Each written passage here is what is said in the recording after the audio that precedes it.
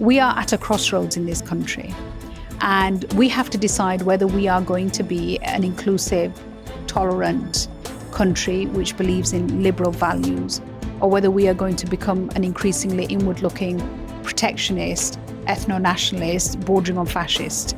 These are dangerous times. We are living in an unstable world.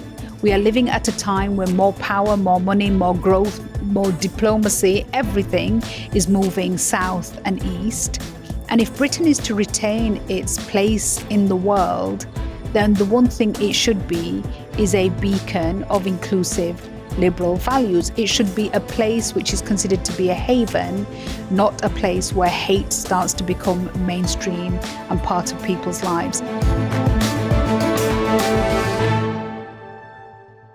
Hello and welcome to the Political Fourcast. Today I'm speaking to Baroness Warsi, Sayeeda Warsi, the former Conservative Cabinet Minister. She's long been an outspoken critic of her party over its attitudes towards Islam. And then just last week, an investigation was launched against her over a post on social media, and she dramatically resigned the whip, saying it's a reflection of how far right the Conservative Party has moved since her time in office.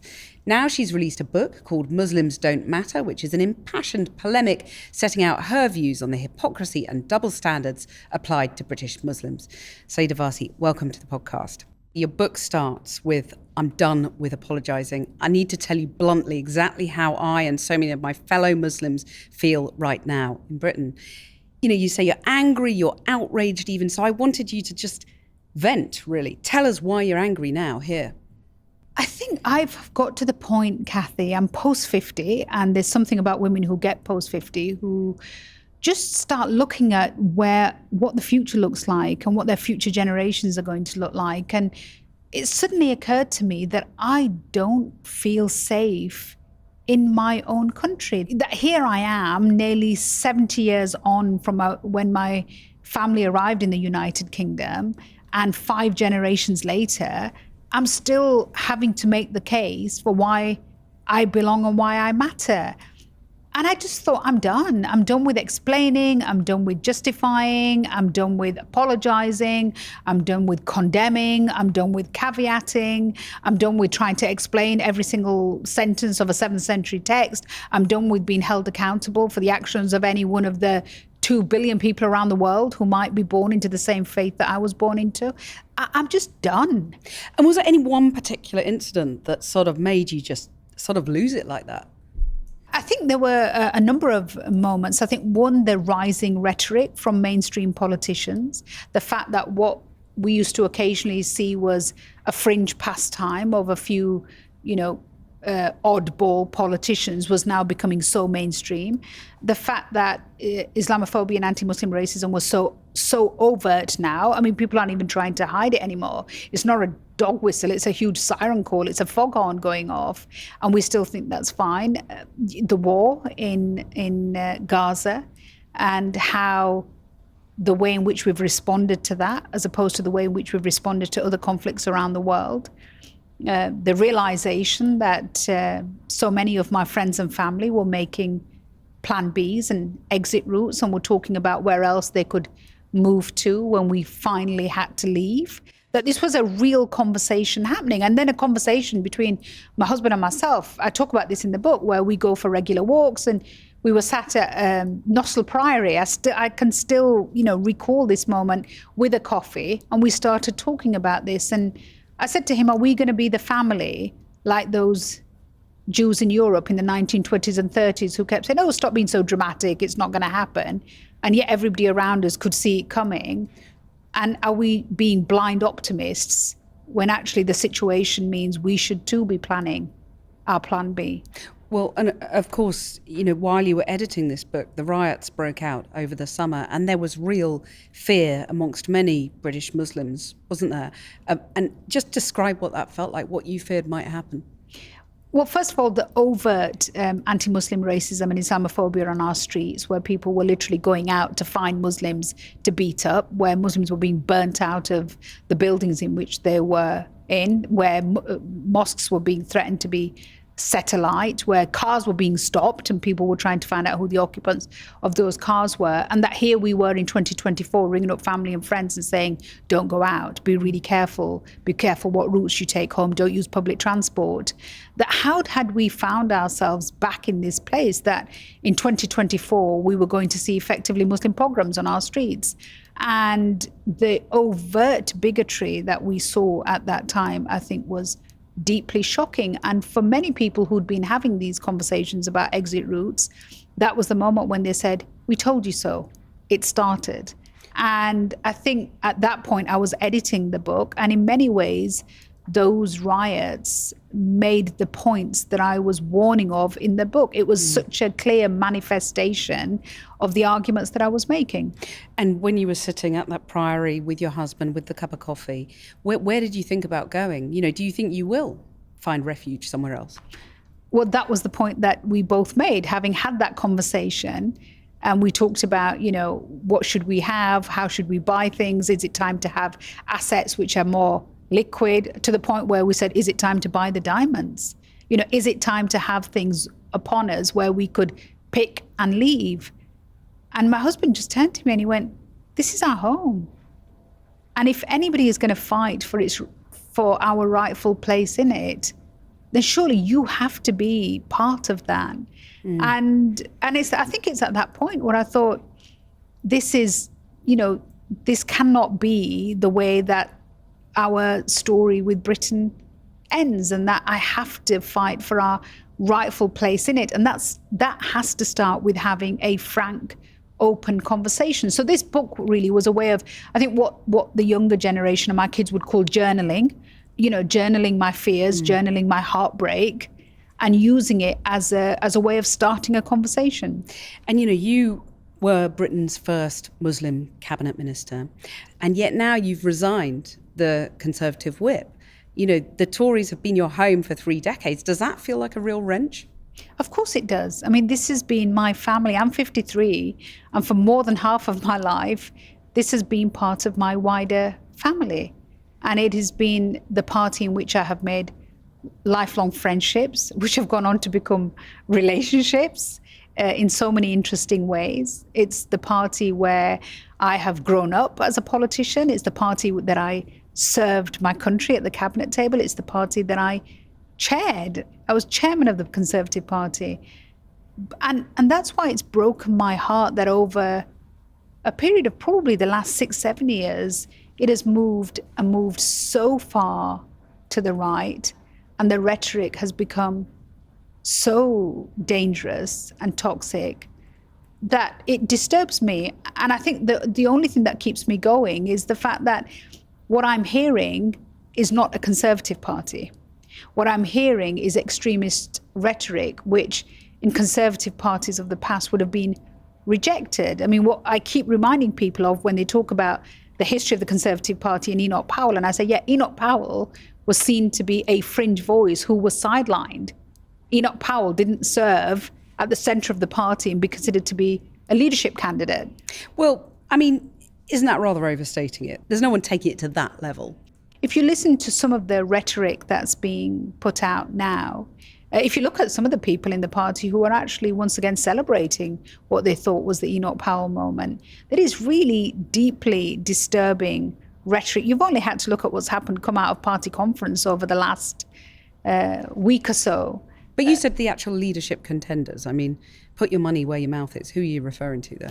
When you start saying to people that we have to control immigration, but we specifically have to control a particular kind of immigration because there are a particular kind of people who have a particular kind of culture which is at odds with us. I mean, that's more than a dog whistle, right? That's more than a dog whistle. Saying that not all cultures are equally valid, and she criticised recent immigrants to the UK who hate Israel. Do you think that's racist? And she specifically talked about the Nigerian experience and talked about Nigerian Muslims and Nigerian Christians. And this was really dangerous politics from another country being brought to bear on the politics of the United Kingdom. And that's disturbing. Do you think it's racist, those comments? I think those comments are divisive. I think those comments are dangerous. And I think those comments do not suit somebody who seeks to lead a great party such as the Conservative Party. But, you just compared her to Enoch Powell, but you won't call her racist? What's holding you back? I think it's really important that if I'm going to talk about the way in which we use language, it's important that you're thoughtful in that. I mean, the one thing that the last 12 months have taught me in doing the podcast that I do with David Baddiel, where, we talk about some incredibly difficult issues against a very difficult backdrop, that there is a way in which these conversations can be had which are both civilized and civilizing. And my warning signs, my anger towards what is coming out of the party has to be done in a way, hopefully, with the language that will allow my colleagues to listen rather than just to be shouted at. Well, after you resigned the whip, the party announced that it was investigating you for posting a picture of yourself on X drinking from a coconut, congratulating Mariha Hussein, who was recently found not guilty of racially aggravated public order offence for carrying a placard portraying Rishi Sunak and Suella Braverman, at the time Prime Minister and Home Secretary, as coconuts. I mean, why do you think you're being investigated? Well, hopefully I'll find out, because I haven't been given a copy of the complaint or the complainant's details as yet. And lawyers are now involved. This is a legal matter, and I've been advised by my lawyers not to discuss the matter. But I think what it was clear from what I put out was that as a lawyer, I fundamentally believe in the rule of law, and I congratulated somebody on being acquitted by a court of law. But do you think, allying yourself with that term coconut, which many find, really insulting, the prosecutor, for example, said that it was seen as a racial slur. You may be brown on the outside, but you're white on the inside. I mean, do you not think some of your former Conservative colleagues, people of colour who were in the cabinet at the time, might find what you said offensive? I'm not going to retry the coconut trial on this podcast, Cathy. And like I said, there is a procedure within the party at the moment, and I'm going to let that procedure run its course. But, James Cleverly, for example, former Home Secretary, said, quoted, "You're not properly black if you're a Tory," as a particularly pernicious attack. And he said, "I've been called a coconut too many times to laugh it off." He was clearly offended by that. So do you think you were sort of getting up their noses, in a quite deliberate way, saying what you did on Twitter? I just find it hard to take any lessons on these issues from James Cleverly. James Cleverly, unfortunately, went on television and defended one of his colleagues for going to a party with a blackface. And he thought that was just fine. It was just banter. So, you can't, as I said on Twitter at the time, Cathy, James cannot say blackface is banter, but coconuts are kryptonite. So I have a long and proud record of anti-racism. Well before I came into frontline politics as a racial justice campaigner, I am incredibly proud of the work that we did during my time in cabinet on anti-racism. And I'm proud of the way in which we changed the party and made it much more inclusive and diverse during my time as party chairman and beyond. And I will now let the procedure take its course. Would you yourself have depicted the former Prime Minister, the former Home Secretary, in that way? I'm genuinely not going to keep answering these questions. I think it's really important for the process to take its course.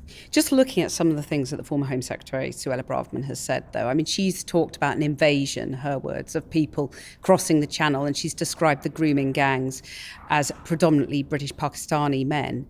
Do you think she has said things that were racist? I have detailed this in previous interviews, and I've said it in the book. I think that her rhetoric was racist. I think it was deliberately designed to divide. It was deliberately designed to malign and misrepresent and misinform. And what we saw this summer was that when that kind of disinformation starts to take hold, it has real-life violent consequences on the streets of this country. Do you think some of the rhetoric she's deployed, she's given a kind of free pass for by some in the media, for example, because she's a person of colour? I think if you can pick out these individual cases, Cathy, and we could spend the next few hours talking about individuals in politics and the appalling rhetoric that they have used over the last few years. I think there is a much bigger issue at stake here. We are at a crossroads in this country, and we have to decide whether we are going to be an inclusive, tolerant, country which believes in liberal values, or whether we are going to become an increasingly inward-looking, protectionist, ethno-nationalist, bordering on fascist values. And what I think is at stake here is no longer just the Conservative Party or individual colleagues or individual rhetoric. This book is about saying these are dangerous times. We are living in an unstable world. We are living at a time when more power, more money, more growth, more diplomacy, everything is moving south and east. And if Britain is to retain its place in the world, then the one thing it should be is a beacon of inclusive liberal values. It should be a place which is considered to be a haven, not a place where hate starts to become mainstream and part of people's lives. So do you have any faith? About fighting for the very future of what this country will be like. And I hope that this book plays its part in being part of that conversation. Do you have any faith in the new government to create that more inclusive country that you hope is there? I have faith from conversations that I've already had with Labour colleagues that they recognise this, that the summer riots have been a wake-up call, and that they're committed to make things different. And I think if you look at even early statements from people like Lisa Nandy, for example, the first time she walked into the Department for Culture, Media and Sport, she said, the time for culture wars is over. And if this government, the Labour government, decides to see that through, not to fight culture wars, not to succumb to populism, but actually come up with pragmatic decision-making which brings our country together, then I would welcome that. And I think politicians of all colours should welcome that. Do you have any faith in the four Conservative leadership contenders to make the party, bring it closer to what you'd like to be part of again?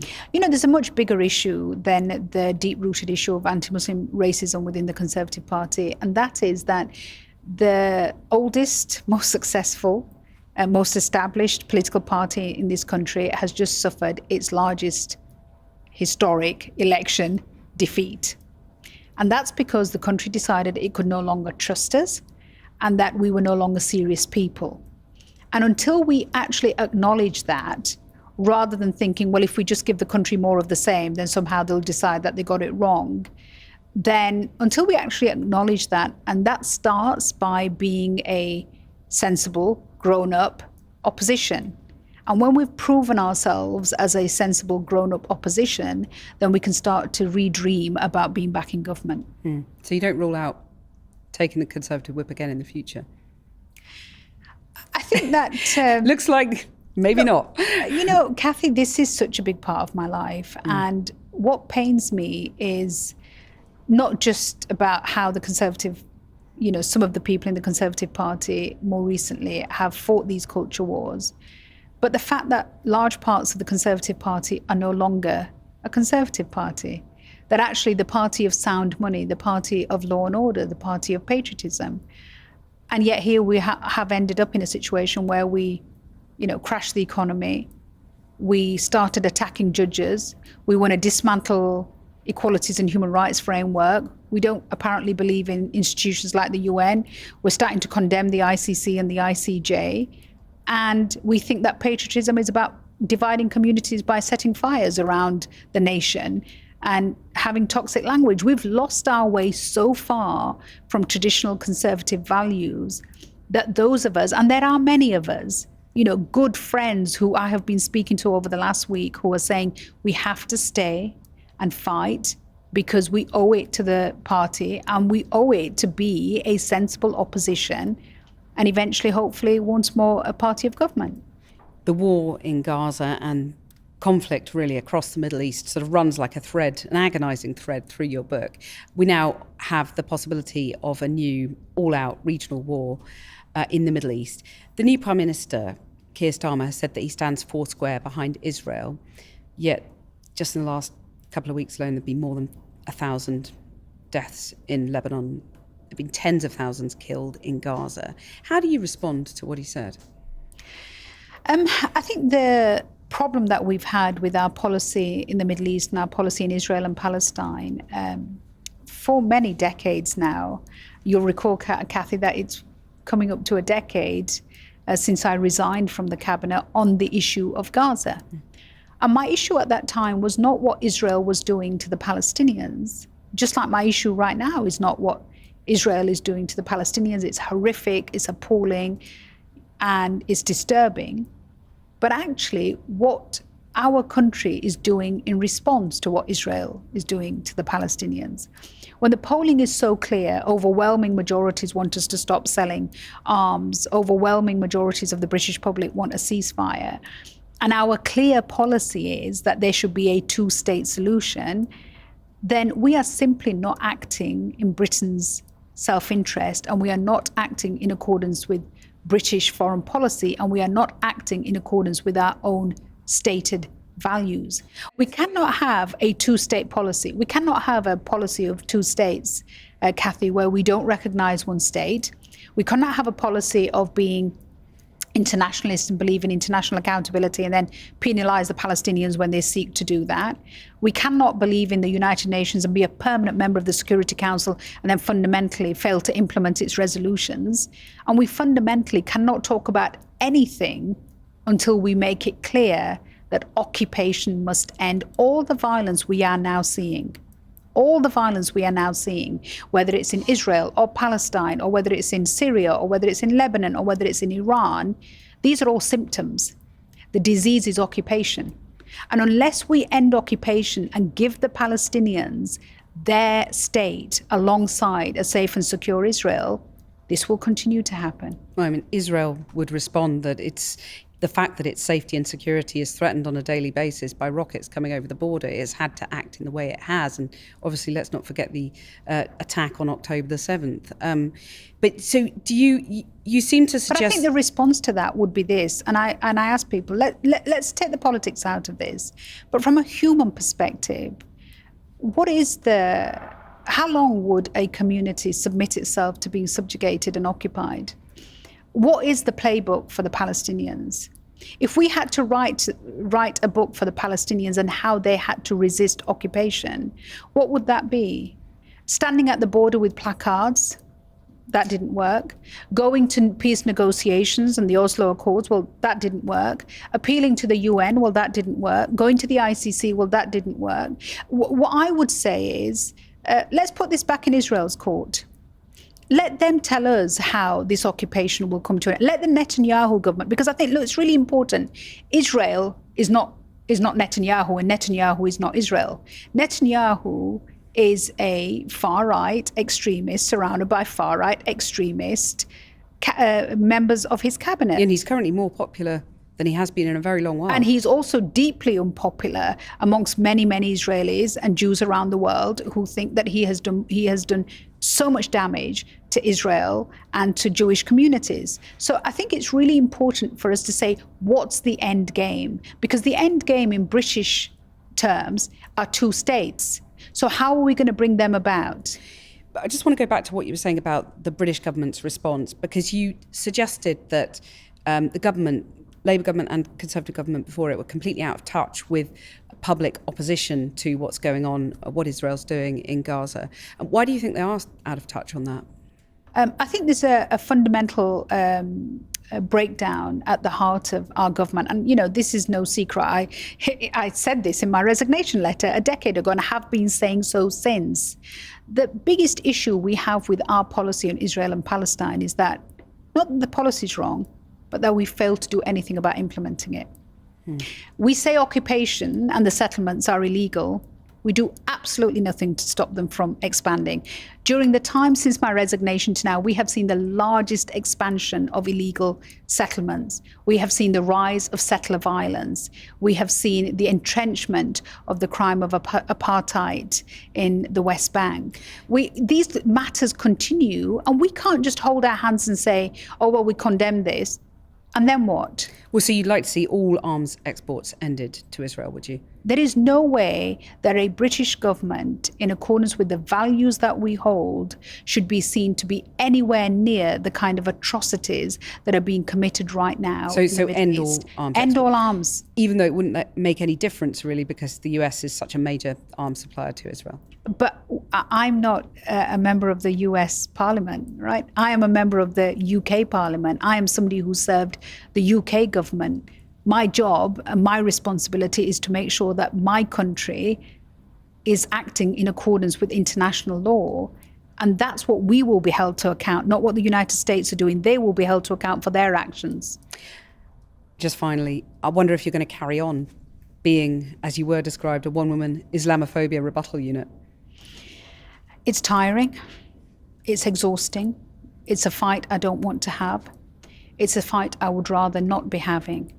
And one of the questions I asked one of my friends this morning was that, what does it feel like to wake up every morning and not have to worry about racism? What does it feel like not having to look over your shoulder? What does it feel like not having to worry about the fact that your future generations may not be able to live in your home anymore?